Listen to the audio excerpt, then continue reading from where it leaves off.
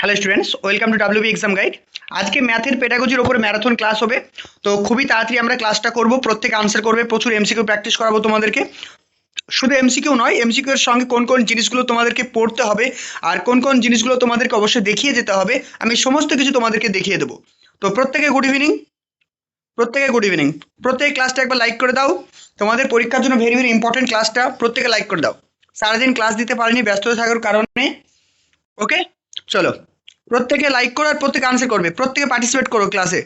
আর একটু ক্লাসটা সবাইকে শেয়ার করে দাও বন্ধুদের সঙ্গে। চলো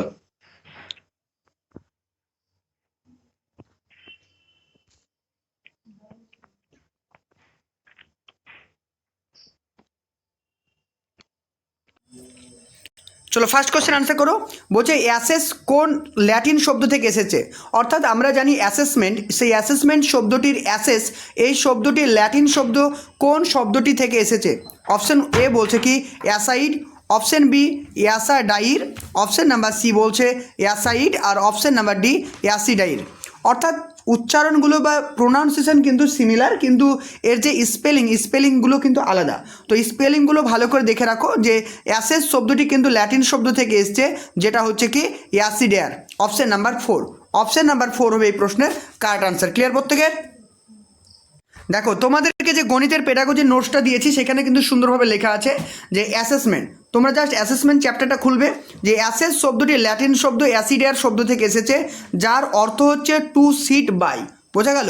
তাহলে অ্যাসেসমেন্ট শব্দটি ল্যাটিন শব্দ, যেটা অ্যাসিডিয়ার থেকে এসছে, যার অর্থ হচ্ছে টু সিট বাই। এটা কিন্তু মনে রাখবে, ঠিক আছে? আর এখানে দেখো অ্যাসেসমেন্ট বলতে কি বোঝাচ্ছে। অ্যাসেসমেন্ট প্রক্রিয়াটিকে বোঝায়, বা অ্যাসেসমেন্ট বলতে বোঝায় কি শিক্ষার্থীর পারদর্শিতাকে পরিমাপ করা। অর্থাৎ শিক্ষার্থীরা কতটা অর্জন করতে পেরেছে সেটাকে যাচাই করা, সেটাকে বলছে কি শিক্ষার্থীদের পারদর্শিতাকে পরিমাপ করা। অর্থাৎ শিক্ষার উদ্দেশ্য কতখানি অর্জিত হয়েছে সেটাকে পরিমাপ করাই হচ্ছে অ্যাসেসমেন্ট। এই প্রক্রিয়ার দ্বারা শিক্ষার্থীর অগ্রগতিকে যাচাই করা হয়। অর্থাৎ কোনো একটা শিক্ষার্থী কতটা শিখতে পেরেছে, কতটা তারা এগিয়ে গেছে, সমস্ত কিছু কিন্তু যাচাই করা হয়। এক কথায় অ্যাসেসমেন্ট হলো যে প্রক্রিয়া বা যা পদ্ধতির মাধ্যমে বিভিন্ন কৌশল ব্যবহার করে শিক্ষণ প্রক্রিয়ায় শিক্ষার্থীর গুণগত পরিমাণগত বৈশিষ্ট্যগুলি পরিমাপ করা হয়। Very very important point. তাহলে অ্যাসেসমেন্টের মাধ্যমে শিক্ষার্থীর কী পরিমাপ করা হয়? শিক্ষার্থীর গুণগত এবং পরিমাণগত দুটো দিক কিন্তু পরিমাপ করা হয়। শিক্ষার্থীর গুণগত এবং পরিমাণগত দুটো দিক কিন্তু সুন্দরভাবে পরিমাপ করা হয় অ্যাসেসমেন্টের মাধ্যমে। ওকে, ক্লিয়ার হয়েছে সবার? চলো নেক্সট কোশ্চেন দেখো। নেক্সট কোশ্চেন বলছে অ্যাসেসমেন্টের সাহায্যে আমরা কী ধরনের বৈশিষ্ট্যগুলিকে পরিমাপ করি? গুণগত, পরিমাণগত, আর দুটোই কোনোটা নয়। আনসার করো। কিছুক্ষণ আগেই বলে দিলাম। তাহলে অ্যাসেসমেন্টের সাহায্যে আমরা যেটিকে পরিমাপ করি সেটা হচ্ছে গুণগত, পরিমাণগত, অর্থাৎ অপশন নাম্বার সি। ওকে, চলো নেক্সট কোশ্চেন। অ্যাসেসমেন্টকে আমরা কয় ভাগে ভাগ করতে পারি? 2 ভাগে, 3 ভাগে, 4 ভাগে, আর 5 ভাগে। আনসার করো, দেখে নাও। দেখো অ্যাসেসমেন্টের প্রকারভেদ, প্রথমত যেটা পড়বো আমরা সেটা হচ্ছে আভ্যন্তরীণ অ্যাসেসমেন্ট, যেটাকে বলা হয় কি ইন্টারনাল অ্যাসেসমেন্ট, ঠিক আছে? দ্বিতীয়ত যেটা আমরা পড়বো, চলে আসো এখানে। দ্বিতীয়ত যেখানে চলে আসবে তোমাদের এই নিচের দিকে রয়েছে বাহ্যিক অ্যাসেসমেন্ট, যেটাকে বলা হয় কি এক্সটার্নাল অ্যাসেসমেন্ট। এগুলো তোমরা একটু পড়ে নিবে, ডিটেলসে ক্লাস করানো আছে। তারপরে দেখো নিচের দিকে যদি তোমরা চলে আসো তাহলে এখানে তোমরা পাবে কি সেলফ অ্যাসেসমেন্ট। তাহলে এই অ্যাসেসমেন্ট হচ্ছে 3 প্রকার, একটা ইন্টারনাল অ্যাসেসমেন্ট, একটা এক্সটার্নাল অ্যাসেসমেন্ট, আর একটা হচ্ছে সেলফ অ্যাসেসমেন্ট। তাহলে অ্যাসেসমেন্ট আমরা পেলাম কত প্রকার? 3 প্রকার। ক্লিয়ার হচ্ছে সবার? তাহলে আমাদের এখানে সঠিক আনসার কি অপশন নাম্বার বি, 3 প্রকার। ওকে, চলো নেক্সট দেখো। কোন ধরনের অ্যাসেসমেন্টকে স্ট্যান্ডার্ডাইজ অ্যাসেসমেন্ট বলা হয়? তাহলে কোন ধরনের অ্যাসেসমেন্টকে স্ট্যান্ডার্ডাইজ অ্যাসেসমেন্ট বলা হয়? অপশন এ অভ্যন্তরীণ অ্যাসেসমেন্ট, বাহ্যিক অ্যাসেসমেন্ট, স্ব অ্যাসেসমেন্ট, অপশন নাম্বার ডি গঠনমূলক অ্যাসেসমেন্ট। আনসার করো। তাহলে কোন ধরনের অ্যাসেসমেন্টকে স্ট্যান্ডার্ডাইজ অ্যাসেসমেন্ট বলা হয়? আনসার করো প্রত্যেকে। দেখো তোমরা যদি চলে আসো বাহ্যিক অ্যাসেসমেন্ট, তাহলে বাহ্যিক অ্যাসেসমেন্টে যখন পড়বে, একটু পড়ে দিই তাহলে বুঝতে সুবিধা হবে। যে অ্যাসেসমেন্ট প্রক্রিয়ায় শ্রেণীকক্ষে পাঠদান প্রক্রিয়া, শিক্ষার্থীর শিখন দক্ষতাকে পরিমাপ করার জন্য অভিজ্ঞাপত্র প্রস্তুতি এবং অভিজ্ঞাপত্রটিকে অ্যাসেসের বিভিন্ন শিক্ষকের দ্বারা হয়ে থাকে, তখন তাকে বাহ্যিক অ্যাসেসমেন্ট বলে। জিনিসটা বোঝো, এত কিছু পড়ার দরকার নেই, জিনিসটা বুঝে নাও। যেমন ধরো মাধ্যমিকের পরীক্ষা হয়, তো মাধ্যমিকের পরীক্ষার কোশ্চেন কে তৈরি করে? তোমরা প্রত্যেকেই জানো যে অন্যান্য বোর্ড তৈরি করে, তাই না? আমাদের স্কুলের স্যার কিন্তু বা আমাদের স্কুলের ম্যাম কিন্তু তৈরি করে না। এই যে অ্যাসেসমেন্ট, এই অ্যাসেসমেন্টটাকে আমরা বলবো বাহ্যিক অ্যাসেসমেন্ট। আবার দেখো ক্লাস 8 থেকে যখন ক্লাস 9-এ আমরা উঠি তখন যে কোশ্চেন পেপার, তো সেই কোশ্চেন পেপারও কিন্তু আমাদের স্কুলের স্যাররা কিন্তু তৈরি করে না। তাহলে সেটা হচ্ছে আমাদের বাহ্যিক অ্যাসেসমেন্ট। তাহলে বাহ্যিক অ্যাসেসমেন্ট বলতে বোঝাচ্ছে যে অ্যাসেসমেন্টটি আমাদের স্কুলের শিক্ষক বা শিক্ষিকারা না করে বাইরের কোনো শিক্ষক বা শিক্ষিকারা করে থাকে, তাকে কি বলছে? বাহ্যিক অ্যাসেসমেন্ট বলছে। ক্লিয়ার? এবার দেখো বাহ্যিক অ্যাসেসমেন্টকে কী বলা হয়? বলছে বাহ্যিক অ্যাসেসমেন্টকে কী বলা হয়? আদর্শ অ্যাসেসমেন্ট বা স্ট্যান্ডার্ডাইজ অ্যাসেসমেন্ট বলা হয়। বোঝা গেল? তাহলে বাহ্যিক অ্যাসেসমেন্টকে কী বলা হয়? এক্সটার্নাল অ্যাসেসমেন্ট বা স্ট্যান্ডার্ডাইজ অ্যাসেসমেন্ট কিন্তু বলা হয়ে থাকে। এই পয়েন্টগুলো পড়ে রাখো, এগুলো থেকে পরীক্ষা প্রশ্ন আসবে। মূলত বিদ্যালয়ের বাইরে কোনো শিক্ষক মহাশয় যা নির্মিত অভিজ্ঞাপত্রের মাধ্যমে শ্রেণীকক্ষে করানো হয়, যেটা তোমাদেরকে আমি এর আগে বলে দিলাম। চলো নেক্সট দেখো। চলো নেক্সট কোশ্চেন দেখো। নেক্সট কোশ্চেন বলা হয়েছে, তাহলে এখানে আমরা কি পেলাম? এখানে সঠিক আনসার অপশন নাম্বার বি, বাহ্যিক অ্যাসেসমেন্ট। নেক্সট কোশ্চেন, কোন ধরনের অ্যাসেসমেন্ট শিক্ষার্থীরা সক্রিয় ভূমিকা পালন করে? তাহলে কোন ধরনের অ্যাসেসমেন্টে শিক্ষার্থীরা সক্রিয় ভূমিকা পালন করে? আভ্যন্তরীণ অ্যাসেসমেন্ট, বাহ্যিক অ্যাসেসমেন্ট, স্ব অ্যাসেসমেন্ট আর অন্তিমকালীন অ্যাসেসমেন্ট। আনসার করো, প্রত্যেক আনসার করো। কোন ধরনের অ্যাসেসমেন্টে শিক্ষার্থীরা সক্রিয় ভূমিকা পালন করে? প্রত্যেক আনসার করো। চলো আমরা এবার একটু সেলফ অ্যাসেসমেন্টটা একটু পড়ে নিই বা স্ব অ্যাসেসমেন্টটা একটু পড়ে নিই, ঠিক আছে? তাহলে কিন্তু এখান থেকে আমাদের জিনিসটা পুরোটাই কিন্তু ক্লিয়ার হয়ে যাবে। দেখো এখানে কি বলা হয়েছে? এখানে বলা হয়েছে যে অ্যাসেসমেন্ট প্রক্রিয়া দ্বারা কোনো শিক্ষক বা শিক্ষিকার সাহায্য ছাড়াই কোনো শিক্ষক যখন নিজেকে অ্যাসেস করে থাকে তাকে বলছে কি স্ব অ্যাসেসমেন্ট। এখানে শিক্ষার্থী হবে, ঠিক আছে? এখানে স্পেলিং মিস্টেক আছে। তাহলে এমন একটা অ্যাসেসমেন্ট যেখানে শিক্ষক বা শিক্ষিকা ছাড়াই যখন কোনো শিক্ষার্থী নিজেকে নিজের অ্যাসেসমেন্ট করে বা মূল্যায়ন করে তাকে কি বলছে? সেলফ অ্যাসেসমেন্ট বলছে। তাহলে যখন কোনো শিক্ষার্থী নিজেকে নিজের মূল্যায়ন করবে তাকে সেলফ অ্যাসেসমেন্ট বলবে। তার মানে কি? শিক্ষার্থী সক্রিয়। যখন আমি আমাকে নিজেকে মূল্যায়ন করব তখন তো আমি অবশ্যই অ্যাক্টিভ না হলে কি আমি মূল্যায়ন করতে পারবো? কখনোই পারবো না। তাহলে আনসারটা নিশ্চয় পেয়ে গেছো। তারপরে কি বলছে দেখো, বর্তমান যুগের শিক্ষা ব্যবস্থায় কম্পিউটার একটি গুরুত্বপূর্ণ এবং অবিচ্ছেদ্য অঙ্গ হিসাবে কাজ করতে চলেছে। এই অ্যাসেসমেন্ট প্রক্রিয়ায় প্রোগ্রাম শিখন পদ্ধতি দ্বারা শিক্ষার্থীরা নিজেকে অ্যাসেস করে। তাহলে সেলফ অ্যাসেসমেন্টে কোন টেকনোলজি ফলো করা হয়? Program learning. তাহলে প্রোগ্রাম লার্নিং প্রবক্তাকে বলো। প্রোগ্রাম লার্নিংয়ের ফাউন্ডার কে ছিলেন? প্রত্যেকে জানো, স্কিনার। এই পদ্ধতিতে পাঠ্যক্রমের অন্তর্গত কোনো একটি বিষয়ে একটি এককে উপএককে ভাগ করা হয় এবং এই প্রোগ্রামের ওপর ভিত্তি করে শিক্ষার্থীরা নিজেদেরকে অ্যাসেস করে। এত কিছু মনে রাখার দরকার নেই, ঠিক আছে? যেটা বলছে সেলফ অ্যাসেসমেন্ট বলতে বোঝাচ্ছে যে শিক্ষার্থীরা যখন নিজেকে নিজের মূল্যায়ন করবে তখন তাকে বলবো সেলফ অ্যাসেসমেন্ট। হতে পারে সেটা কম্পিউটার টেকনোলজির মাধ্যমে। এবার চলে আসো সেলফ অ্যাসেসমেন্টের কী কী সুবিধা আছে। এই অ্যাসেসমেন্ট প্রক্রিয়াটি শিক্ষার্থী কেন্দ্রিক অ্যাসেসমেন্ট প্রক্রিয়া, কারণ এটা শিক্ষার্থী নিজেই করছে বলে এটা একদম child centric assessment.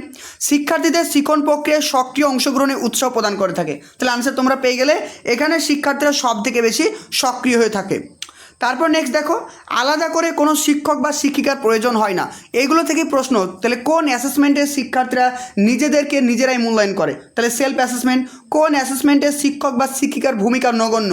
Self assessment. তাহলে এইগুলো পরীক্ষার প্রশ্ন, এগুলো কিন্তু মনে রাখবে। কনসেপ্ট ক্লিয়ার থাকলে কোনো প্রশ্ন আর তোমাদের আটকাবে না। এত এমসিকিউ প্র্যাকটিস করা তো সম্ভব নয়, কনসেপ্ট ক্লিয়ার করে নাও। এই প্রক্রিয়াটি শিক্ষার্থীদের শিখন অভিজ্ঞতার বিকাশ, একটি মানবতাবাদী দৃষ্টিভঙ্গি প্রদান করে, শিখন প্রক্রিয়ায় একঘেয়েমি দূর করে, শিক্ষার্থীদের মধ্যে বিষয়গত আত্মবিশ্বাস বাড়িয়ে তোলে, শিক্ষার্থীদের বিচার ক্ষমতার বিকাশের ওপরে গুরুত্ব প্রদান করে। এগুলো অতটা ইম্পর্টেন্ট নয়, তাও আমি তোমাদেরকে বলে দিলাম। এবার চলে আসি সেলফ অ্যাসেসমেন্টের কী কী অসুবিধা আছে দেখে নাও। বলছে এই অ্যাসেসমেন্ট প্রক্রিয়াটি পূর্ব পরিকল্পিত না থাকলে অনেক সময়ের প্রয়োজন হয়। কারণ যখন ছাত্রছাত্রী নিজেদেরকে মূল্যায়ন করতে যাবে তখন কিন্তু তাদের অনেক সময় চলে যাবে, অর্থাৎ অনেক সময় অপচয় হবে। শিক্ষকের সক্রিয় ভূমিকা থাকে না, যেটা তোমাদের বললাম, এবং এই পয়েন্ট থেকে পরীক্ষা প্রশ্ন হতে পারে। তারপরে বলছে নিচু শ্রেণীর শিক্ষার্থীদের জন্য এই অ্যাসেসমেন্ট প্রক্রিয়া কার্যকারী হয় না। Very very important. তাহলে কোন অ্যাসেসমেন্ট নিচু শ্রেণীর শিক্ষার্থীদের করা সম্ভব নয়? সেটা হবে সেলফ অ্যাসেসমেন্ট। কারণ বাচ্চারা তো নিজেদেরকে অ্যাসেস করতে পারবে না, তারা মূল্যায়ন জিনিসটা কি সেটাই তো বোঝে না, তাহলে এটা কিন্তু হবে না। তারপরে বলা হয়েছে দেখো, যেসব প্রশ্নগুলি শিক্ষার্থীরা নিজেরা বুঝতে পারে না সেগুলির সমাধানে শিক্ষার্থীদের কোনো মধ্যে অসুবিধার সৃষ্টি করে। ধরো তোমাকে একটা মূল্যায়ন করতে দিলাম, কোনো ম্যাথের সলিউশন দিয়েছি, তো তুমি যদি পারো তাহলে তুমি নিজেকে অ্যাসেস করতে পারলে যে আমি লাভ ক্ষতির অঙ্ক জানি, কিন্তু কয়েকটা অঙ্ক তুমি পারলে না, সেক্ষেত্রে একটা সমস্যা, কারণ এখানে শিক্ষক মহাশয়ের ভূমিকা থাকে না। তারপর নেক্সট কি বলা হয়েছে, যে প্রোগ্রামটি প্রস্তুতের সময় কোনো ভুল থাকলে সম্পূর্ণ শিখন প্রক্রিয়াটি ব্যাহত হয়। যে তুমি যখন অ্যাসেসমেন্ট করছো, তুমি যে প্ল্যান করেছো, সেই প্ল্যানের প্রথমে যদি কোনো রকম ভুল ত্রুটি থাকে তাহলে পুরো প্ল্যানটাই কিন্তু তোমার বাতিল হয়ে গেল। উপরিক্ত এই 3 ধরনের অ্যাসেসমেন্ট ছাড়াও আরও এক ধরনের অ্যাসেসমেন্ট থাকে, যেটাকে আমরা বলি সহপাঠী কর্তৃক অ্যাসেসমেন্ট, যেটাকে বলা হয় অ্যাসেসমেন্ট বাই পিয়ার্স, যেটা তোমাদের 2022 সালের প্রাইমারি টেট পরীক্ষা এসেছিল। 2022 সালের টেট পরীক্ষা এসেছিল কোনটা, যে পিয়ার অ্যাসেসমেন্ট। যখন আমরা বন্ধু বান্ধবীদেরকে নিয়ে একসঙ্গে গ্রুপ করে অ্যাসেসমেন্ট করব, সেটাকে আমরা বলবো পিয়ার অ্যাসেসমেন্ট। চলে দেখো নাও, পিয়ার অ্যাসেসমেন্ট বলতে কী বোঝায়, যে অ্যাসেসমেন্ট প্রক্রিয়ায় শ্রেণীর অন্তর্গত সহপাঠীদের দ্বারা কোনো একটি শিক্ষার্থীর অ্যাসেসমেন্ট করা হয়ে থাকে, সেই অ্যাসেসমেন্টকে কী বলা হয়, সহপাঠী কর্তৃক অ্যাসেসমেন্ট। বোঝা গেল? যখন একটা গ্রুপ করা হলো, গ্রুপ করে আমার মূল্যায়ন তুমি করলে, তোমার মূল্যায়ন আমি করলাম, আমি আবার অন্যজনের মূল্যায়ন করলাম, এটাকে কি বলছে, সহপাঠী মূল্যায়ন বা পিয়ার অ্যাসেসমেন্ট। কোনো শ্রেণীতে কোনো একজন শিক্ষার্থীর পড়ানোর ধরন, প্রশ্ন জিজ্ঞাসার ধরন, প্রশ্নের উত্তর দেওয়ার ধরন ও কোনো বিষয়কে ব্যাখ্যাদানের ধরন ইত্যাদি দ্বারা এই শিক্ষার্থীকে তার সহপাঠীরা অ্যাসেস করে। বোঝা গেল কীভাবে করে, যে কোনো একটা প্রশ্ন জিজ্ঞাসা করা হলো, সেই প্রশ্নের উত্তর সে তারা কতটা দিতে পারলো কি পারলো না, এইভাবে কিন্তু অ্যাসেস করা হয়। আমি এত দ্রুত বলছি কারণ ম্যারাথন ক্লাস, না হলে অনেক প্রশ্ন আমি সমাধান করতে পারবো না। অনেক ভালো করে ক্লাস করানো আছে, তোমরা ক্লাসগুলো করে নিও, আস্তে আস্তে সবই ক্লাস করানো আছে। এটা তো ম্যারাথন ক্লাস, তাই জোরে বলতে হচ্ছে। চলো নেক্সট কোশ্চেন দেখো। তাহলে এখানে আমাদের সঠিক আনসার কী পেলাম, option number C, self assessment. Okay, চলো নেক্সট কোশ্চেন। সহপাঠী কর্তৃক অ্যাসেসমেন্ট, যেটাকে বলা হয় অ্যাসেসমেন্ট বাই পিয়ার্স, কোন ধরনের অ্যাসেসমেন্টের সঙ্গে যুক্ত? আনসার করো। আভ্যন্তরীণ অ্যাসেসমেন্ট, বাহ্যিক অ্যাসেসমেন্ট, স্ব অ্যাসেসমেন্ট আর প্রস্তুতকালীন অ্যাসেসমেন্ট। আমাদের নোটসগুলো যদি তোমরা ভালো করে পড়তে পারো, একটা প্রশ্ন, 1 পিস প্রশ্ন তোমাদের বাইরে আসবে না। আগে বুঝতে হবে, পড়লে হবে না, পড়ে বুঝতে হবে, তাহলে কিন্তু সমস্ত প্রশ্নের আনসার পারবে। দেখো, তাহলে এখানে বলছে যে সহপাঠী কর্তৃক অ্যাসেসমেন্ট বলতে কোনটিকে বোঝায়? একদম তোমরা প্রত্যেকে জানো, option number C, self assessment, option number C. Next question, কে সর্বপ্রথম শিক্ষার লক্ষ্য, শিখন, অভিজ্ঞতা, মূল্যায়নের মধ্যে পারস্পরিক সম্পর্ক তৈরি করেছে? দেখো এখানে কি বলছে, কে সর্বপ্রথম শিক্ষার লক্ষ্য, শিখন, অভিজ্ঞতা ও মূল্যায়নের মধ্যে সম্পর্ক তৈরি করছে। 3টে জিনিস মাথায় রাখবে, কি একটা শিক্ষার লক্ষ্য, আর শিখন, অভিজ্ঞতা আর মূল্যায়ন, এই 3টি জিনিসের মধ্যে একটা কানেকশন তৈরি করেছে, একটা ত্রিভুজ তৈরি করেছেন। মনে পড়ছে ত্রিভুজের কথা? বলো তো কে তৈরি করেছে ত্রিভুজের কথাটা? একদম সঠিক। অপশন নাম্বার কী হবে? Option number B, Benjamin Bloom. Option number B হবে কি, বেঞ্জামিন ব্লুম। দেখো এখানে সুন্দর করে আমি লিখে দিয়েছি, বলছে বেঞ্জামিন ব্লুম শিক্ষার লক্ষ্য, শিখন, অভিজ্ঞতা ও মূল্যায়ন পদ্ধতির মাধ্যমে পারস্পরিক সম্পর্কটি একটি ত্রিভুজের মধ্যে আখ্যা করেছেন। অর্থাৎ একটা ত্রিভুজের সাহায্যে কিন্তু তিনি তুলে ধরেছেন। ঠিক আছে, আর এই ত্রিভুজটি তিনি নামকরণ করেছেন মূল্যায়ন ত্রিভুজ বা ইভালুয়েশন ট্রায়াঙ্গেল। যদি পরীক্ষায় প্রশ্ন আসে যে ইভালুয়েশন ট্রায়াঙ্গেল থিওরির প্রবক্তা কে, তাহলে আনসার কী করবে? Benjamin Bloom. আবার যদি তোমাদের প্রশ্ন আসে মূল্যায়ন ত্রিভুজ বা ইভালুয়েশন থিওরি বা ইভালুয়েশন ট্রায়াঙ্গেলের উপাদানগুলি কী কী, তাহলে আনসার করবে কি? শিক্ষার লক্ষ্য, শিখন, অভিজ্ঞতা আর মূল্যায়ন, এই 3টে জিনিস কিন্তু থাকবে। এই পয়েন্ট 3টে মনে রাখো। দেখো প্রথম ওপর দিকে কী থাকছে? ওপর দিকে থাকছে শিক্ষার লক্ষ্য, নিচের দিকে থাকছে শিখন, অভিজ্ঞতা আর মূল্যায়ন পদ্ধতি। বোঝা গেল? এইগুলো কিন্তু ভালো করে মনে রাখবে। আধুনিক শিক্ষাক্ষেত্রে ব্লুমের তৈরি এই মূল্যায়ন ত্রিভুজটি আরও একটি মাত্রা সংযোজন করেছেন কে, যার নামটা মনে রাখবে, নামটা হচ্ছে গ্রনল্যান্ড। বোঝা গেল? তাহলে এখানে যেটা আমি বললাম যে বেঞ্জামিন ব্লুম 3টে জিনিসের কথা বলেছেন, শিক্ষার লক্ষ্য, শিখন, অভিজ্ঞতা আর মূল্যায়ন। এই 3টে জিনিস ছাড়া একজন বিজ্ঞানী যার নাম হচ্ছে কি, গ্রনল্যান্ড, তিনি একজন কি বলছেন, তিনি যে নতুন মাত্রাটিকে যুক্ত করেছেন সেটির নাম হচ্ছে মূল্যায়নের বিচারকরণ বা ভ্যালু জাজমেন্ট। এটা কিন্তু মাথায় রাখবে। তাহলে পরীক্ষা যদি প্রশ্ন তোমাদের এরকম আসে যে বেঞ্জামিন ব্লুমের থিওরিতে কোনটি থাকে না, বেঞ্জামিন ব্লুমের যে ট্রায়াঙ্গেল থিওরি দিয়েছিলেন সেখানে কোনটি থাকে না, অপশানগুলো তোমাদের দিল যে শিখনের অভিজ্ঞতা, শিখনের লক্ষ্য, মূল্যায়ন আর মূল্যায়ন বিচারকরণ, তখন আনসার কী করবে? মূল্যায়ন বিচারকরণ।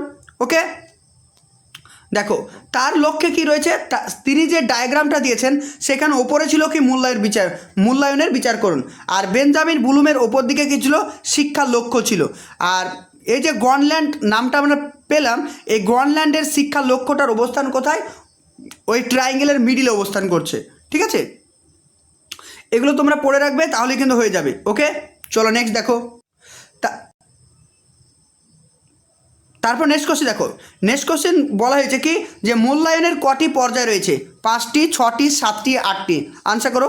তাহলে মূল্যায়নের কটি পর্যায় রয়েছে? একদম আমরা দেখে নিই এবার সঠিক আনসারটা কী হবে। দেখো, মূল্যায়নের বিভিন্ন পর্যায় রয়েছেন, সেই পর্যায়গুলো একটু দেখে নাও। এখানে বলছে লক্ষ্য নির্ধারণ। প্রথম হচ্ছে কি, প্রথমে তোমাকে লক্ষ্য নির্ধারণ করতে হবে। 2 নম্বরে যে আচরণগত উদ্দেশ্য স্থাপন, তারপরে তোমাকে আচরণ করতে হবে।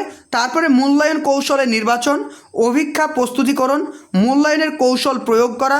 তারপরে 6 নম্বর বলছে তথ্য সংগ্রহ করা আর তথ্যের তাৎপর্য নির্ণয়। আর অপশান নাম্বার 8 বলছে কি উন্নতির জন্য মতামত দান। তাহলে 8টা মূল্যায়নের কিন্তু পর্যায় পেলাম। যদি পরীক্ষায় প্রশ্ন আসে নিচের কোনটি মূল্যায়নের পর্যায় নয়, তাহলে তোমরা আনসার করতে পারবে। একটা যদি অন্য কিছু ভরে দেয়, বা নিচের কোনগুলো মূল্যায়নের পর্যায়, যে ওপরের সবগুলি দিল, তাহলে কিন্তু ওপরের সবগুলি আনসার করতে হবে। আগে প্রশ্নের অপশানগুলো ভালো করে পড়ে নেবে, প্রত্যেকটা জিনিস কিন্তু ভালো করে রিভিশন করো, এগুলো কিন্তু পরীক্ষা প্রশ্ন। ওকে, আর মূল্যায়নের গুরুত্ব সম্পর্কে তোমাদের একটু বলে দিই, চলো। তাহলে মূল্যায়নটা পুরো তোমাদের বুঝতে সুবিধা হয়ে যাবে। দেখো, মূল্যায়নের বৈশিষ্ট্য একটু পড়ে নাও। বলছে উদ্দেশ্য ভিত্তিক কার্যবলী নির্ণয়ে গঠিত। তার মানে কি জানলাম যে মূল্যায়নের একটি উদ্দেশ্য থাকবে। উদ্দেশ্য ছাড়া তো আমরা মূল্যায়ন করব না, তাই মূল্যায়ন অবশ্যই একটা উদ্দেশ্য ভিত্তিক কার্যপ্রণালী। শিক্ষাক্ষেত্রে মূল্যায়নের উদ্দেশ্য যথেষ্ট ব্যাপক।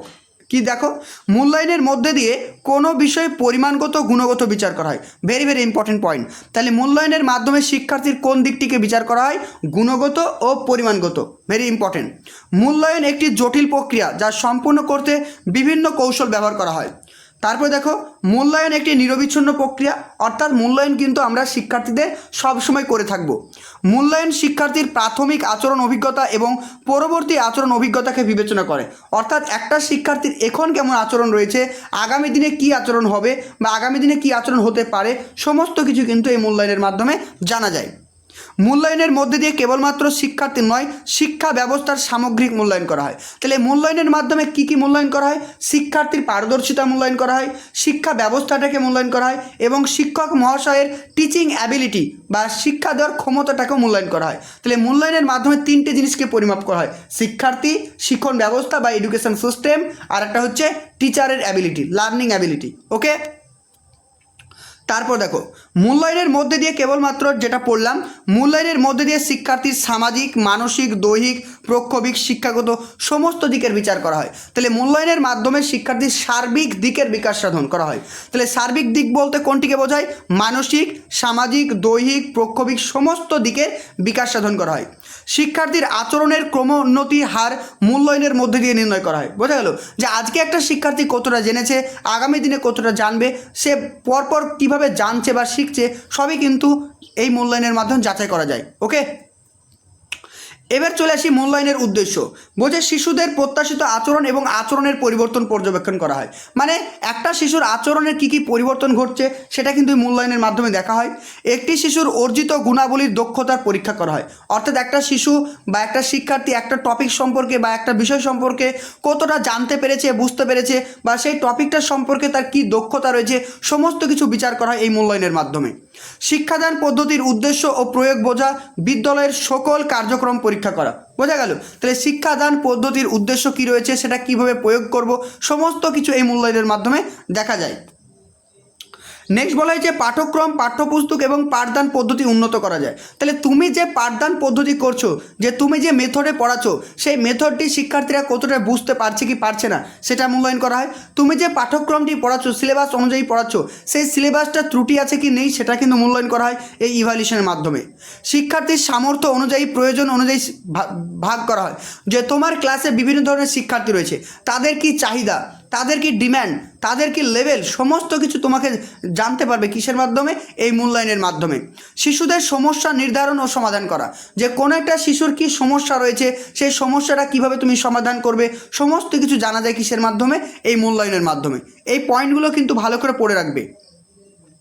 তারপরে বলছে ডায়াগনস্টিক বা নির্ণায়ক বা রিমিডিয়াল বা প্রতিকারমূলক শিক্ষার জন্য মূল্যায়ন বিশেষ প্রয়োজন। তাহলে রিমিডিয়াল টিচিং মানে তোমরা ভালো করে জানো, যেটাকে বলা হয় ডায়াগনস্টিক ইভ্যালুয়েশন, মানে কোনো শিক্ষার্থীর কী ত্রুটি রয়েছে সেই ত্রুটিগুলোকে আইডেন্টিফাই করে সেগুলোকে সলিউশন করা, এটাকেই বলছে কি রিমিডিয়াল টিচিং। সামগ্রিক বিকাশকে ত্বরান্বিত করা, শিশুর সার্বিক দিকের বিকাশ হয়েছে কিনা সেটা দেখা। শিক্ষণ ও শিক্ষণকে মূল্যায়ন করা, যেটা এর আগেই বললাম। শিক্ষকের দক্ষতা সাফল্য পরিমাপ করা, তোমাদেরকে বলে দিয়েছি। তারপর দেখো, তারপরে বলছে কি প্রকৃত শিক্ষণের উপযোগী কার্যকরী পদ্ধতি কৌশল আবিষ্কার করা। তাহলে কোন পদ্ধতিতে শিক্ষার্থীদেরকে পড়ালে শিক্ষার্থীরা ভালো বুঝতে পারবে সেই পদ্ধতি আবিষ্কার করতে পারবে তুমি, কিসের মাধ্যমে? এই মূল্যায়নের মাধ্যমে। পরীক্ষা পদ্ধতির প্রয়োজনীয় সংস্করণ করা, আমাদের স্কুলে বা আমাদের বিদ্যালয়ে যে পরীক্ষা পদ্ধতি প্রচলন আছে সেই পরীক্ষা পদ্ধতির সংস্করণ করা যায়, বা সেই পরীক্ষা পদ্ধতিটিকে যদি চেঞ্জ করার প্রয়োজন হয় সেটা আমরা চেঞ্জ করি, কিসের মাধ্যমে? সেই ইভ্যালুয়েশনের মাধ্যমে বা মূল্যায়নের মাধ্যমে।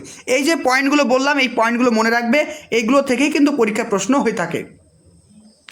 তারপরে চলে আসি মূল্যায়নের গুরুত্ব। শিক্ষার্থীর শিক্ষার প্রতি উৎসাহিত করা, শিশুদের অগ্রগতির সাহায্য করে মূল্যায়ন, যেটা আমি তোমাদেরকে বললাম।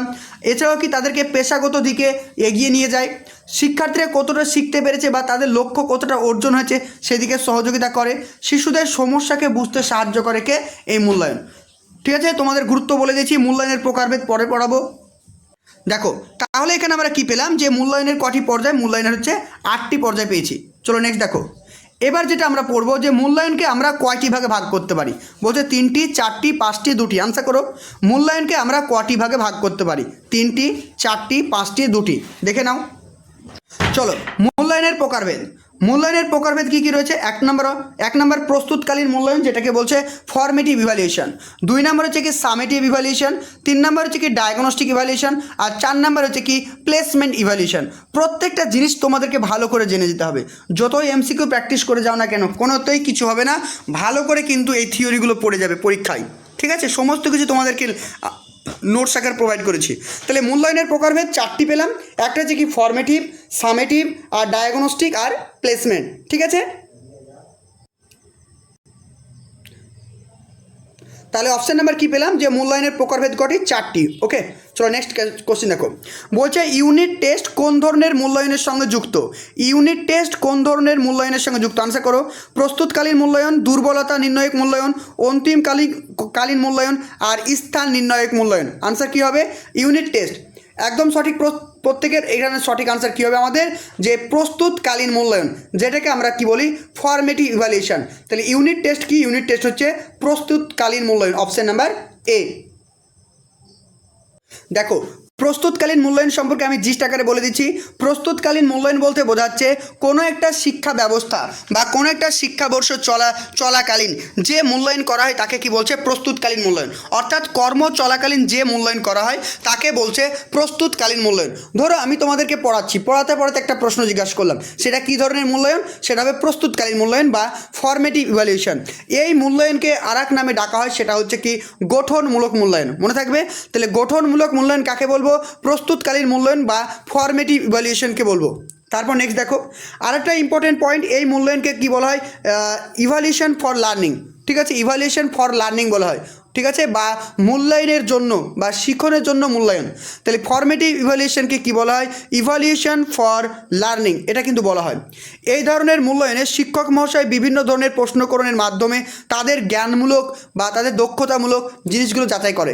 তো ক্লাসরুমে শিক্ষক মহাশয় কী করবেন? তাদেরকে বিভিন্ন এমসিকিউ প্রশ্ন, বিভিন্ন শর্ট প্রশ্ন, বিভিন্ন বড় প্রশ্ন, বিভিন্ন অ্যাসাইনমেন্ট বা বিভিন্ন ইউনিট টেস্ট পরীক্ষার মাধ্যমে তাদেরকে মূল্যায়ন করা হয়। প্রত্যেকটা জিনিস কিন্তু এই ফর্মেটিভ ইভ্যালুয়েশনের মধ্যে পড়বে। আরেকটা যেটা ইম্পর্টেন্ট, এই মূল্যায়নটা আমরা নির্দিষ্ট সময় অন্তর করতে হবে। তাহলে এটা কিন্তু নিয়মিত এবং নির্দিষ্ট সময় অন্তর করতে হবে। যদি মনে করি যে প্রতি মাসে করব, তাহলে প্রতি মাসে করতে হবে। যদি মনে করি যে আমি 15 দিন অন্তর করব, তাহলে 15 দিন অন্তর করতে হবে। অর্থাৎ নির্দিষ্ট সময় অন্তর এই মূল্যায়নটাকে করতে হবে। ওকে, তারপরে চলে আসো, দেখো প্রস্তুতকালীন মূল্যায়নের উদ্দেশ্য কী রয়েছে? শিক্ষণ প্রক্রিয়া চলাকালীন শিক্ষার্থীর শিক্ষণ দক্ষতা কতটা শিক্ষার্থীরা শিখতে পেরেছে সেটা জানা যায়। শিক্ষার্থীদের ধারাবাহিকতা মূল্যায়ন করা হয়, যে শিক্ষার্থীরা প্রতিনিয়ত কতটা জ্ঞান অর্জন করেছে, তাদের কি সুবিধা, তাদের কি অসুবিধা, প্রত্যেকটা জিনিস কিন্তু এর মাধ্যমে যাচাই করা যায়। চলো নেক্সট দেখো, প্রস্তুতকালীন মূল্যায়নের মধ্যে কী কী পড়ছে? ইউনিট টেস্ট পড়ছে, ক্লাস টেস্ট পড়ছে, অ্যাসাইনমেন্ট পড়ছে। বোঝা গেল? তাহলে কী কী পড়ছে? ইউনিট টেস্ট, ক্লাস টেস্ট আর অ্যাসাইনমেন্ট, প্রত্যেকটা জিনিস কিন্তু এই প্রস্তুতকালীন মূল্যায়নের মধ্যে পড়ছে। ক্লিয়ার হচ্ছে সবার? তাহলে সঠিক আনসার কী পেলাম আমরা? ইউনিট টেস্ট হচ্ছে প্রস্তুতকালীন মূল্যায়ন। ওকে, চলো নেক্সট কোশ্চেন দেখো, রেডিনেস টেস্ট কি বলছে দেখো। রেডিনেস টেস্ট কী ধরনের মূল্যায়ন? রেডিনেস টেস্ট কী ধরনের মূল্যায়ন? ফর্মেটিভ ইভ্যালুয়েশন, সামেটিভ ইভ্যালুয়েশন আর diagnostic evaluation. Option number D বলছে প্লেসমেন্ট ইভ্যালুয়েশন। আনসার করো। তাহলে রেডিনেস টেস্ট কাকে বলবো? Formative, summative, diagnostic and placement test. Answer করো প্রত্যেকে। চলো দেখো, এখানে যেটা আমরা পড়বো সেটা হচ্ছে কি প্লেসমেন্ট ইভ্যালুয়েশন। প্লেসমেন্ট ইভ্যালুয়েশন বলতে কি বোঝায়? যেমন দেখো, অনেক ছেলে মেয়ে রয়েছে যারা ভর্তি পরীক্ষায় এক্সাম দিতে হয়। ধরো কোনো ক্লাসে আমি উত্তীর্ণ হব, বা ধরো কেউ মাধ্যমিক পরীক্ষা দিল, অনেক হায়ার সেকেন্ডারি স্কুলে ভর্তি হওয়ার জন্য আবার তোমাকে এন্ট্রান্স এক্সাম দিতে হয়। ওই যে এন্ট্রান্স এক্সাম দিচ্ছ, সেই এন্ট্রান্স এক্সামটাকে কি বলছে? স্থান নির্ণায়ক মূল্যায়ন, অর্থাৎ প্লেসমেন্ট ইভ্যালুয়েশন। প্লেস মানে কি? তুমি একটা স্থান পেতে চাইছো, তুমি একটা জায়গা করে নিতে চাইছো। ওই যে জায়গা করে নেওয়ার জন্য যে মূল্যায়নটা করা হয় তাকে কি বলছে? স্থান নির্ণায়ক মূল্যায়ন। আমি জোরে জোরে পড়ে দিচ্ছি, জাস্ট একবার শুনে নাও। এই ধরনের মূল্যায়নকে অন্তর্মুখীকালীন মূল্যায়ন বা এন্ট্রি পয়েন্ট ইভ্যালুয়েশন বলা হয়। মানে বুঝতে পেরেছো? কোনো একটা প্রতিষ্ঠানে আমি প্রবেশ করতে চাই, বা কোনো একটা আমি ক্লাসে পড়তে চাই, তার জন্য কি দরকার? আমার একটা মূল্যায়ন দরকার। সেই মূল্যায়নটাকে কি বলবো? Entry point evaluation. এই মূল্যায়নের মাধ্যমে একটি শিক্ষার্থীর অন্তর্ভুক্তিকালীন আচরণকে পরিমাপ করা হয়। এই মূল্যায়ন ব্যবস্থার সাহায্যে শিক্ষার্থীর বর্তমানের জ্ঞান, দক্ষতা, অতীত অভিজ্ঞতা ও নির্দেশনামূলক আচরণের আলোকে পরিমাপ করা হয়। অর্থাৎ এই মূল্যায়নের সাহায্যে শিক্ষার্থীর বর্তমান এবং অতীতের যে সমস্ত দক্ষতা অভিজ্ঞতাগুলো রয়েছে প্রত্যেকটা জিনিসকে পরিমাপ করা হয়। কোনো একটি নির্দিষ্ট কোর্স শুরু হওয়ার পূর্বে শিক্ষার্থীর আভ্যন্তরীণ ধারণ ক্ষমতাকে সঠিকভাবে যাচাইয়ের জন্য এই ধরনের মূল্যায়ন করা হয়। Very very important, very important. দেখো, তাহলে পরীক্ষা যদি প্রশ্ন আসে কোন মূল্যায়ন কর্ম চলাকালীন মূল্যায়ন বলা হয়, তাহলে আনসার কী হবে তোমাদের? কর্ম চলাকালীন মূল্যায়ন বলা হয় কাকে? ফর্মেটিভ ইভ্যালুয়েশনকে। বা কর্ম শেষ বা অন্তিমকালীন মূল্যায়ন কাকে বলা হয়? সামেটিভ ইভ্যালুয়েশনকে। আবার যদি পরীক্ষায় প্রশ্ন আসে কর্ম শুরু হওয়ার আগে কোন মূল্যায়ন করা হয়, তখন আনসার করবে কি? তোমার স্থান নির্ণায়ক মূল্যায়ন বা প্লেসমেন্ট ইভ্যালুয়েশন। বোঝা গেল? তাহলে প্লেসমেন্ট ইভ্যালুয়েশনটা কখন করা হয়? কর্ম পাওয়ার আগে বা কোনো কিছু পাওয়ার আগে যে মূল্যায়নটা করা হয় তাকে কি বলছে? Placement evaluation. Very important. এই মূল্যায়নের প্রধান উদ্দেশ্যটি হলো শিক্ষার্থীর নতুন জ্ঞান আহরণের মাত্রা নির্ণয়ের জন্য পুরনো জ্ঞানের পরিমাপ করা। বোঝা গেল? তাহলে তুমি যে একটা স্কুলে ভর্তি হতে চাইছো, বা তুমি যে একটা কোর্সে ভর্তি হতে চাইছো, ওই কোর্সটাকে বহন করার জন্য, বা ওই কোর্সটা তুমি বুঝতে পারবে কি পারবে না, তার জন্য তোমার পুরনো যে অভিজ্ঞতাগুলো রয়েছে সেই অভিজ্ঞতাগুলোকে যাচাই করা হয় এই মূল্যায়নের মাধ্যমে। ওকে, দেখো কি বলছে, এই ধরনের মূল্যায়নের জন্য ব্যবহৃত অপরিহার্য অভিক্ষাগুলো কী কী? 1 নম্বর অভিক্ষা তৎপরতার অভিক্ষা, যেটাকে বলছে রেডিনেস টেস্ট। 2 নম্বর বলছে কি সেলফ ইনভেন্টরি টেস্ট বা স্ব উদ্ভাবনমূলক টেস্ট। তারপরে বলছে কি অবজারভেশন টেস্ট। ওকে, তো 3টে টেস্ট কিন্তু প্রয়োজন এই প্লেসমেন্ট ইভ্যালুয়েশনের ক্ষেত্রে। কি কি? একটা হচ্ছে কি রেডিনেস, 2 নম্বর হচ্ছে কি সেলফ ইনভেন্টরি টেস্ট, আর 3 নম্বর হচ্ছে কি অবজারভেশন টেকনিক। ওকে, এই 3টে জিনিস কিন্তু আমরা ভালো করে পড়তে হবে। দেখো, এখানে কিন্তু মূল্যায়ন এবং পরীক্ষার মধ্যে পার্থক্য দেওয়া আছে, তোমরা একটু পড়ে নিও, তাহলে কিন্তু হয়ে যাবে। তাহলে এখানে আমরা সঠিক আনসার কী পেলাম? Option number D. Option number D হবে কি প্লেসমেন্ট ইভ্যালুয়েশন। ক্লিয়ার হচ্ছে সবার? চলো, এন্ট্রি পয়েন্ট ইভ্যালুয়েশন কাকে বলা হয়? এবার তোমরা নিশ্চয়ই আনসার করতে পারবে, বলে ফেলো। তাহলে এন্ট্রি পয়েন্ট ইভ্যালুয়েশন কাকে বলা হয়? প্রস্তুতকালীন, স্থান নির্ণায়ক মূল্যায়ন, অন্তিমকালীন মূল্যায়ন আর দুর্বলতা নির্ণায়ক মূল্যায়ন। কী হবে আনসার? অপশন নাম্বার সি, স্থান নির্ণায়ক মূল্যায়ন। ওকে, চলো নেক্সট কোশ্চেন দেখো, সিসিই ফুল ফর্ম বলো। সিসির ফুল ফর্ম হচ্ছে কি continuous and comprehensive evaluation, cluster and comprehensive evaluation, continuous and cluster evaluation. Option number D, cluster and comprehend evaluation. Answer কী হবে? একদম সঠিক, option number A, continuous and comprehensive evaluation. Next question, প্রস্তুতকালীন মূল্যায়নের বৈশিষ্ট্য। প্রস্তুতকালীন মূল্যায়ন মানে ফর্মেটিভ ইভ্যালুয়েশন, বৈশিষ্ট্য পড়ে দিয়েছি, এবার বলতে পারবে নিশ্চয়। বলো, পূর্বে মূল্যায়ন করা হয় না? পূর্বে মূল্যায়ন কোনটা করা হয়? এবার বলো, প্লেসমেন্ট ইভ্যালুয়েশন। শিখন শেষে মূল্যায়ন করা হয়? একদমই না, এটা সামেটিভ ইভ্যালুয়েশন। তারপরে বলছে শিখন চলাকালীন মূল্যায়ন। কী হবে আনসার? একদম সঠিক, অপশন নাম্বার সি, শিখন চলাকালীন মূল্যায়ন, option number C. Next question, শিক্ষার অধিকার আইন কবে কার্যকারী হয়েছিল বলো? শিক্ষার অধিকার আইন 2009, কিন্তু কার্যকারী হয়েছিল কবে? Option number B 2010। Option number B হবে কি 2010। চলো নেক্সট কোশ্চেন দেখো, কোন ধরনের মূল্যায়নকে ইভ্যালুয়েশন ফর লার্নিং বলা হয়? বলে দিচ্ছি তোমাদের, বলে ফেলো। কোন ধরনের মূল্যায়নকে ইভ্যালুয়েশন ফর লার্নিং বলা হয়? প্রস্তুতকালীন মূল্যায়ন, অন্তিমকালীন মূল্যায়ন, স্থান নির্ণায়ক মূল্যায়ন আর দুর্বলতা নির্ণায়ক মূল্যায়ন। আনসার করো, কী হবে অ্যান্সার? একদম সঠিক, অপশন নাম্বার কি? একদম সঠিক, অপশন নাম্বার এ, প্রস্তুতকালীন মূল্যায়ন, অপশন নাম্বার এ। নেক্সট কোশ্চেন, নেক্সট কোশ্চেন দেখো 17 নাম্বার, শিক্ষামূলক অভিক্ষাকে আমরা কতগুলি ভাগে ভাগ করতে পারি? শিক্ষামূলক অভিক্ষাকে আমরা কতগুলি ভাগে ভাগ করতে পারি? অর্থাৎ অভিক্ষার চ্যাপ্টার 2টি, 3টি, 4টি, 5টি। আনসার করো, দেখি তোমরা কতটা পারো, আমি তো বলে দেবই। শিক্ষামূলক অভিক্ষাকে আমরা কতগুলি ভাগে ভাগ করতে পারি দেখে নাও। দেখো, শিক্ষামূলক অভিজ্ঞাকে আমরা কয় ভাগে ভাগ করতে পারছি? 1টা, 2টো, 3টে, 4টে। তাহলে শিক্ষামূলক অভিজ্ঞাকে আমরা 4 ভাগে ভাগ করতে পারি। কি কি?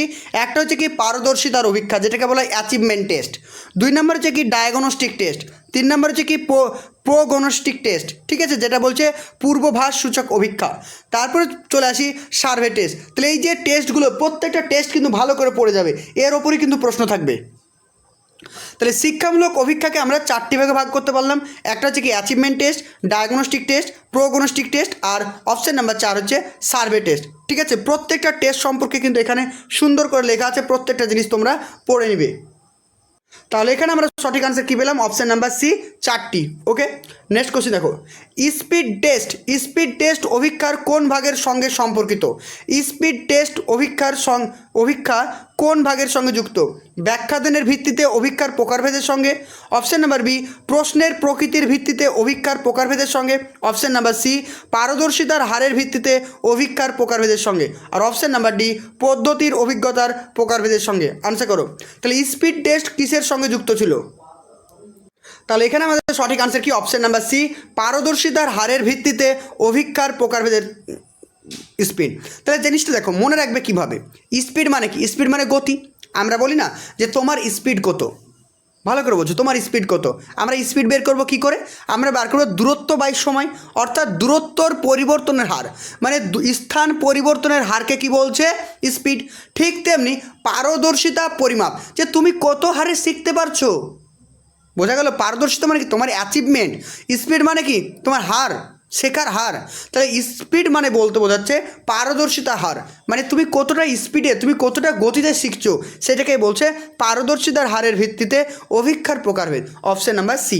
ওকে, চলো 19 নম্বর কোশ্চেন দেখো, নিরবিচ্ছিন্ন ও সঠিক মূল্যায়নের বৈশিষ্ট্য। নিরবিচ্ছিন্ন ও সঠিক মূল্যায়নের বৈশিষ্ট্য কী হবে? শিক্ষার্থীর অগ্রগতিকে যাচাই করা। অপশন নাম্বার বি, সার্বিক বিকাশের পথে বাধা সৃষ্টিকারী উপাদানগুলিকে চিহ্নিত করা। অপশন নাম্বার সি, শিক্ষার্থীর পারদর্শিতার হার নিরূপণ করা। অপশন নাম্বার ডি, ওপরের সবগুলি। আনসার করো, তাহলে নিরবিচ্ছিন্ন ও সঠিক মূল্যায়ন, নিরবিচ্ছিন্ন ও সার্বিক মূল্যায়ন হবে এটা। নিরবিচ্ছিন্ন ও সার্বিক মূল্যায়নের বৈশিষ্ট্য কী হবে? অপশন নাম্বার ডি, শিক্ষার্থীর অগ্রগতিকে যাচাই করা, সার্বিক বিকাশের সাথে বাধা সৃষ্টিকারী উপাদানগুলিকে চিহ্নিত করা।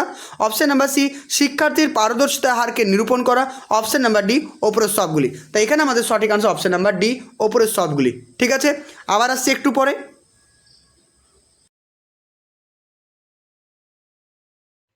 হাতে রয়েছে আর কয়েকটা দিন মাত্র সময়। এই সময়টাকে তোমাদেরকে ভালোভাবে কাজে লাগাতে হবে। তার জন্য চাই তোমাদের রেগুলার মক টেস্ট, আর চাই তোমাদের থিওরি ক্লাসগুলো রিভিশন। শুধুমাত্র এমসিকিউ প্র্যাকটিস করলে হবে না, সঙ্গে দিতে হবে তোমাদেরকে মক টেস্ট এবং রিভিশন। তো রিভিশন করার জন্য তোমাদের প্রত্যেকটা টপিক, প্রত্যেকটা সিলেবাসের প্রত্যেকটা টপিককে জাস্ট চোখ বুলিয়ে পড়ার জন্য তোমরা কিন্তু আমাদের লাস্ট মিনিট সাজেশনগুলো বাই করতে পারো।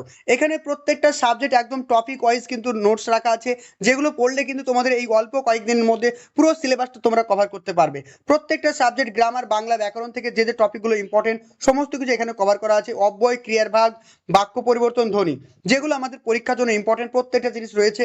এছাড়াও তোমরা যদি চলে আসো বাংলা পেডাগোজিতে, প্রত্যেকটা জিনিস এখানে কিন্তু আমি ইনক্লুড করে দিয়েছি। দেখতে পাচ্ছ প্রত্যেকটা জিনিস এখানে রয়েছে, প্রত্যেকটা টপিক, প্রত্যেকটা সাজানো আছে। পিডিএফগুলো জাস্ট ওপেন করলে তোমরা প্রত্যেকটা জিনিস কিন্তু এখান থেকে পেয়ে যাবে, যেগুলো কিন্তু পরীক্ষার জন্য খুবই হেল্পফুল তোমাদের।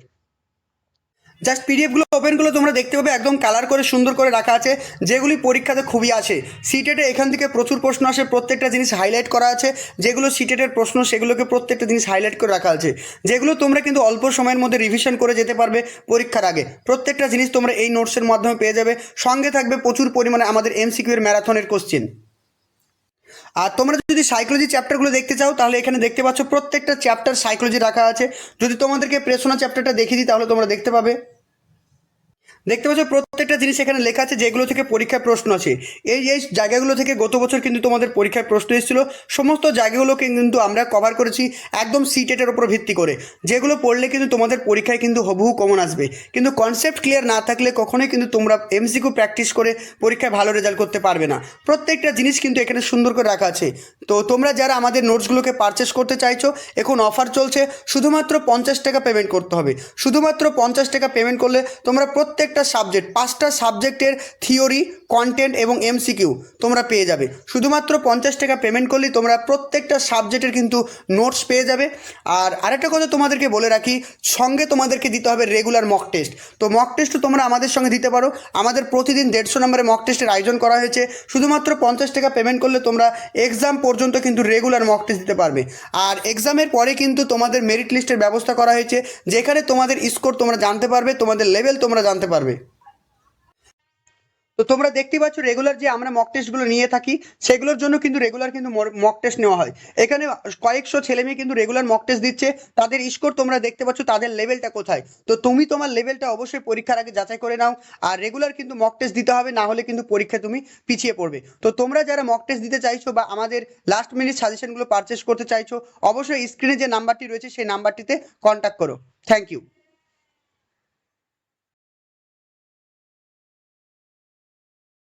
চলো নেক্সট কোশ্চেন দেখো। নেক্সট কোশ্চেন বলছে 20 নাম্বারটা, যে অভিক্ষার সাহায্যে শিক্ষার্থীদের গণিত বিষয়ক ভুল ধারণাগুলিকে চিহ্নিত করা যায়। অর্থাৎ এমন একটা টেস্টের নাম বলতে হবে, এমন একটা ইভালুয়েশনের নাম বলতে হবে যে ইভালুয়েশনের মাধ্যমে শিক্ষার্থীর ভুলগুলোকে চিহ্নিত করা যায়। কি হবে? পারদর্শিতার অভিক্ষা, নির্ণায়ক অভিক্ষা, বুদ্ধির অভিক্ষা, অপশন নাম্বার ডি আগ্রহের অভিক্ষা। আনসার করো। তাহলে পারদর্শিতার অভিক্ষার মাধ্যমে, যে অভিক্ষার মাধ্যমে আমরা শিক্ষার্থীদের ভুলগুলোকে আইডেন্টিফাই করতে পারবো সেটা কি হবে? অপশন নাম্বার বি নির্ণায়ক অভিক্ষা, বা যেটাকে আমরা বলি diagnostic evaluation. Option number B. চলো নেক্সট কোশ্চেন দেখো।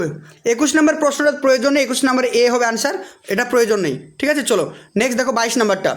22 নম্বর কোশ্চেন বলছে, প্রাথমিক স্তরে গণিতের পারদর্শিতার পরিমাপে যেটি নিরপেক্ষভাবে সব থেকে বেশি গুরুত্বপূর্ণ। ভালো করে শুনবে প্রশ্নটা কি বলছে। বলছে প্রাথমিক স্তরে বা প্রাথমিক বিদ্যালয়ে পারদর্শিতার পরিমাপ করার জন্য নিচের কোনটি সব থেকে বেশি গুরুত্বপূর্ণ? সঠিক উত্তর দেওয়া, সঠিক পদ্ধতির প্রয়োগ, দ্রুততার সঙ্গে সমাধান, আর শিক্ষকের ব্যবহার। কী হবে আনসার? তাহলে প্রাথমিক স্তরের শিক্ষার্থীদের যে পারদর্শিতা এটা যাচাই করার জন্য বা ইভালুয়েশন করার জন্য কোনটি সবথেকে গুরুত্বপূর্ণ? সেটা হবে অপশন নাম্বার বি সঠিক পদ্ধতির প্রয়োগ। যদি শিক্ষক মহাশয় সঠিকভাবে তার পদ্ধতিকে প্রয়োগ করতে না পারে তাহলে কিন্তু আমরা তাদেরকে ইভালুয়েশন করতে পারবো না। তাই সঠিক আনসার হবে অপশন নাম্বার বি সঠিক পদ্ধতির প্রয়োগ। ওকে, নেক্সট কোশ্চেন দেখো। টুয়া সাইলেন্ট রিডিং টেস্ট, টুয়া সাইলেন্ট রিডিং টেস্ট এটি কী ধরনের পরীক্ষা? অতটা ইম্পর্টেন্ট নয় এগুলো, সেজন্য আমি নোটসে দিই নিকো। ঠিক আছে, এগুলো অতটা ইম্পর্টেন্ট নয়। ডায়াগনস্টিক টেস্ট, প্রোগনস্টিক টেস্ট, পাওয়ার টেস্ট আর স্পিড টেস্ট। সঠিক আনসার হবে অপশন নাম্বার এ ডায়াগনস্টিক টেস্ট। চলো নেক্সট কোশ্চেন দেখো। একটি আদর্শায়িত অভিক্ষা প্রস্তুতির জন্য রস কয়টি পর্যায়ের কথা বলেছেন? ভেরি ইম্পর্টেন্ট প্রশ্ন। বলছে একটি আদর্শায়িত অভিক্ষা প্রস্তুতির জন্য রস কয়টি পর্যায়ের কথা বলেছেন? 3টি, 4টি, 5টি, 6টি। আনসার করো, প্রত্যেক আনসার করো 24-টা। দেখো এখানে কি বলা হয়েছে যে রসের মতে গণিতের ক্ষেত্রে একটি আদর্শায়িত অভিক্ষা নির্ণয়ের জন্য 4টি পর্যায়ের কথা তিনি বলেছেন। কটি পর্যায়ের কথা বলেছেন? তিনি 4টি পর্যায়ের কথা বলেছেন। কি কি দেখে নাও। প্রথমত হচ্ছে কি অভিক্ষার পরিকল্পনা, অর্থাৎ তোমাকে একটা প্ল্যানিং করতে হবে টেস্ট নেওয়ার জন্য। দ্বিতীয়ত কি একটা প্রিপেয়ারিং দ্য টেস্ট, তারপরে প্ল্যান করা হয়ে গেল, প্ল্যানের পরে কি করবে সেটাকে তুমি তৈরি করবে অর্থাৎ প্রিপেয়ার করবে। তারপরে কি, তারপরে বলা হয়েছে কি ট্রাইং আউট দ্য টেস্ট, তারপরে তুমি অভিক্ষাটিকে যাচাই করবে। ঠিক আছে, যাচাই করা হলো। অর্থাৎ প্রথমে তুমি প্ল্যান করলে, প্ল্যানের পরে তুমি সেটাকে তৈরি করলে, তারপরে তুমি সেটাকে যাচাই করলে, তারপরে কি করবে তুমি, তারপরে ইভালুয়েট করবে, তারপরে তুমি সেটা বাস্তবে প্রয়োগ করবে বা ইভালুয়েশন করবে। বোঝা গেল? তাহলে চারটে পর্যায়ে কি কি, প্রথমে হচ্ছে কি প্ল্যান, মনে মুখস্থ করো, প্রথমে হচ্ছে কি প্ল্যান, দ্বিতীয়ত হচ্ছে কি প্রিপেয়ারিং, আর তৃতীয় নাম্বার হচ্ছে কি অভিজ্ঞার যাচাইকরণ, আর চতুর্থ হচ্ছে কি অভিজ্ঞার মূল্যায়ন করা। ওকে, তাহলে চারটে স্তর বা চারটে পয়েন্ট কিন্তু ভালো করে কিন্তু মনে রাখবে। এই চারটে পয়েন্টের কথা কে বলেছেন? রস। এটা কিন্তু মাথায় রাখবে। ওকে, গণিতবিদ রস। তাহলে এখানে আমাদের সঠিক আনসার কি পেলাম? অপশন নাম্বার বি, 4টি। ওকে, নেক্সট কোশ্চেন দেখো, নির্ণায়ক অভিক্ষা নির্ণয়ের জন্য প্রয়োজনীয় যে ধাপগুলি অনুসরণ করতে হবে তার সংখ্যা কটি? অর্থাৎ ডায়াগনস্টিক টেস্টের কটি ধাপ রয়েছে? 3টি, 4টি, 5টি, 6টি? আনসার করো। তাহলে ডায়াগনস্টিক টেস্টের কটি ধাপ রয়েছে আমরা দেখে নিই। তাহলে এখানে আমাদের সঠিক আনসার কি হবে? অপশন নাম্বার ডি, 6টি। তাহলে নির্ণায়ক অভিজ্ঞতা তোমাদেরকে পড়িয়ে দিচ্ছি, ওখানে কিন্তু লেখা আছে যে ওর ধাপ রয়েছে কটি? 6টি কিন্তু ধাপ রয়েছে। ওকে, চলো নেক্সট কোশ্চেন দেখো। নেক্সট কোশ্চেন কি বলেছে ভালো করে দেখো। নেক্সট কোশ্চেন 26 নাম্বারটা, নিচের কোনটি প্রস্তুতকালীন মূল্যায়নের বৈশিষ্ট্য নয় বা ফর্মেটিভ ইভ্যালুয়েশনের বৈশিষ্ট্য নয়? এই মূল্যায়নের দ্বারা শিক্ষক ও শিক্ষার্থীদের মধ্যে সম্পর্কটি দৃঢ় হয়। অপশন নাম্বার বি, এটি বিচারমূলক প্রক্রিয়া। অপশন নাম্বার সি, এটি মূলত আভ্যন্তরীণ মূল্যায়ন। অপশন নাম্বার ডি, এটি সময় সাপেক্ষ মূল্যায়ন। তাহলে এখানে নয় বলেছে, কোনটি নয়? অবশ্যই অপশন নাম্বার বি, কারণ এটি বিচারমূলক নয়, কারণ এখানে কিন্তু শিক্ষার্থীদেরকে বিচার করা হয় না। তাহলে বিচারমূলক মূল্যায়ন কোনটি? যেটা হচ্ছে সামেটিভ ইভ্যালুয়েশন। বোঝা গেল? সামেটিভ ইভ্যালুয়েশনকে কী বলা হয়? বিচারমূলক মূল্যায়ন বা জাজমেন্টাল ইভ্যালুয়েশন বলা হয়, অর্থাৎ এখানে জাজমেন্ট করা হয়। ওকে, তাহলে অপশন নাম্বার বি হবে এটার কারেক্ট আনসার। নেক্সট কোশ্চিন, নিচের কোনটি সার্বিক মূল্যায়নের বৈশিষ্ট্য নয়? নিচের কোনটি সার্বিক মূল্যায়নের বৈশিষ্ট্য নয়? এই মূল্যায়ন শিক্ষার্থীদের সর্বাঙ্গীন বিকাশে সাহায্য করে। একদম কারেক্ট। শিক্ষার্থীদের ভুল ত্রুটিগুলি সংশোধন করে। অপশন নাম্বার সি, স্ব-মূল্যায়নে সাহায্য করে। অপশন নাম্বার ডি, মূল্যায়নের প্রক্রিয়াটি বিষয়কেন্দ্রিক। আনসার করো। তাহলে নিচের কোনটি সার্বিক মূল্যায়নের বৈশিষ্ট্য নয়? কী হবে অ্যান্সার? তাহলে এখানে আমাদের সঠিক আনসার কী পেলাম? Option number D. Option number D হচ্ছে কি মূল্যায়ন প্রক্রিয়াটি বিষয়কেন্দ্রিক। তাহলে সার্বিক মূল্যায়নটা কিন্তু বিষয়কেন্দ্রিক না। সার্বিক মূল্যায়ন বলতে কী বোঝায়? শিশুর দৈহিক, মানসিক, সামাজিক, অর্থনৈতিক, প্রক্ষোভিক সমস্ত দিকের বিকাশ সাধন করা, অর্থাৎ সমস্ত দিকটাকে যাচাই করা। যদি এখানে কোনো একটা বিষয় হতো, একটা সাবজেক্ট রিলেটেড হতো, সেটা কিন্তু নয়। তাই সামগ্রিক বিকাশ বা সার্বিক বিকাশটা কিন্তু বিষয় কেন্দ্রিক কিন্তু হবে না। তাহলে এই মূল্যায়নটা কী করে? শিক্ষার্থীদের সর্বাঙ্গীন বিকাশে সাহায্য করে, শিক্ষার্থীর ভুল ত্রুটিগুলোকে সংশোধন করে দেয়, স্বমূল্যায়নে সাহায্য করে। প্রত্যেকটা কারেক্ট, কিন্তু এখানে সঠিক আনসার অপশন নাম্বার ডি। চলো নেক্সট কোশ্চেন দেখো, গণিতে প্রস্তুতকালীন মূল্যায়ন যেটি হলো তা। তাহলে গণিতে প্রস্তুতকালীন মূল্যায়ন কোনটি? ব্যবহারিক পরীক্ষা, পার্বিক পরীক্ষা, বার্ষিক পরীক্ষা আর একক পরীক্ষা। আনসার করো। তাহলে এখানে আমরা জানলাম কি গণিতের প্রস্তুতকালীন মানে কি? Formative evaluation. তাহলে ফর্মেটিভ ইভ্যালুয়েশনের মধ্যে কি পড়ে? অপশন নাম্বার ডি, একক পরীক্ষা। তাহলে একক পরীক্ষা কার অংশ বা ইউনিট টেস্ট হচ্ছে প্রস্তুতকালীন ইভ্যালুয়েশন। আর বাকি যেগুলো রয়েছে দেখে নাও, বাকি যেগুলো রয়েছে পার্বিক পরীক্ষা, বার্ষিক পরীক্ষা, ব্যবহারিক পরীক্ষা, সবগুলো কিন্তু কার মধ্যে পড়ছে? সামেটিভ ইভ্যালুয়েশনের মধ্যে পড়ছে। বোঝা গেল? বাকি যে তিনটে পড়ছে সেগুলো সামেটিভ ইভ্যালুয়েশন, আর একক পরীক্ষা বা ইউনিট টেস্ট অবশ্যই সেটা ফর্মেটিভ ইভ্যালুয়েশনের মধ্যে পড়ছে। ক্লিয়ার হচ্ছে সবার? চলো নেক্সট কোশ্চেন দেখো, 29 নাম্বারটা, গণিতের ভুল ধারণা নিরাময়ের উপায় হলো। তাহলে গণিতের ভুল ধারণাগুলো সংশোধন করার উপায় কি রয়েছে? ঘন ঘন পরীক্ষার প্রয়োগ করা, পর্যাপ্ত অনুশীলন করানো, বাড়িতে অঙ্ক করতে দেওয়া। অপশন নাম্বার ডি, সবগুলি। তাহলে প্রত্যেকটাই সঠিক, কারণ সবগুলির মাধ্যমেই কিন্তু আমি তোমার অ্যাকুরেসিকে মেনটেন করতে পারবো। Option number D. 30 নম্বর কোশ্চেন, পারদর্শিতার অভিক্ষা প্রয়োজন। পারদর্শিতার অভিক্ষা বা অ্যাচিভমেন্ট টেস্ট পড়ে নিতে হবে ভালো করে। তাহলে পারদর্শিতার অভিক্ষা বা অ্যাচিভমেন্ট টেস্টে কী বলা হয়েছে? এটি শিক্ষার্থীদের শ্রেণীবিন্যাসে সাহায্য করে। অপশন নাম্বার বি, এটি শিক্ষার্থীদের শিক্ষাগত যোগ্যতাকে নিরূপণ করে। অপশন নাম্বার সি, এটি শিক্ষার্থীদের শিক্ষামূলক নির্দেশনা প্রদান করে। অপশন নাম্বার ডি, ওপরের সবগুলি। তাহলে এখানে আমাদের সঠিক আনসার কী হবে? অপশন নাম্বার ডি, সবগুলি। তাহলে পারদর্শিতা অভিক্ষার মাধ্যমে কিন্তু সবগুলো করাই সম্ভব হয়। Option number D. চলো আজকে আমরা পারদর্শিতার অভিজ্ঞতা সম্পর্কে একটু জেনে নিই, তাহলে রিভিশন হয়ে যাবে। বলছে কোনো বিষয়ে দক্ষতাগত ধারণাকে পারদর্শিতা বলা হয়। বা পারদর্শিতা মানে কি, আমরা অনেক সময় বলি না যে তোর কতটা পারদর্শিতা আছে আমি দেখব, মানে কোনো কাজের প্রতি তোমার কতটা দক্ষতা আছে সেটাকে পরিমাপ করা হয় কিসের মাধ্যমে? এই পারদর্শিতার অভিজ্ঞতার মাধ্যমে। যে অভিজ্ঞতার দ্বারা শিক্ষার্থীদের বিষয়গত অর্জিত জ্ঞান ও দক্ষতাকে পরিমাপ করা হয় তাকে বলছে কি? পারদর্শিতার অভিজ্ঞতা।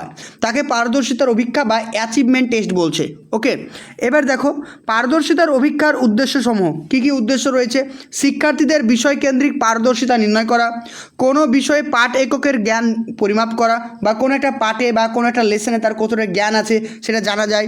সামগ্রিকভাবে একজন শিক্ষার্থীর জ্ঞান পরিমাপ করা হয়, ঠিক আছে? সামগ্রিকভাবে শিক্ষার্থীর শিখন দুর্বলতাকে চিহ্নিত করা যায়, তার শিক্ষার্থীকে গ্রেড প্রদান করা হয়। বোঝা গেল?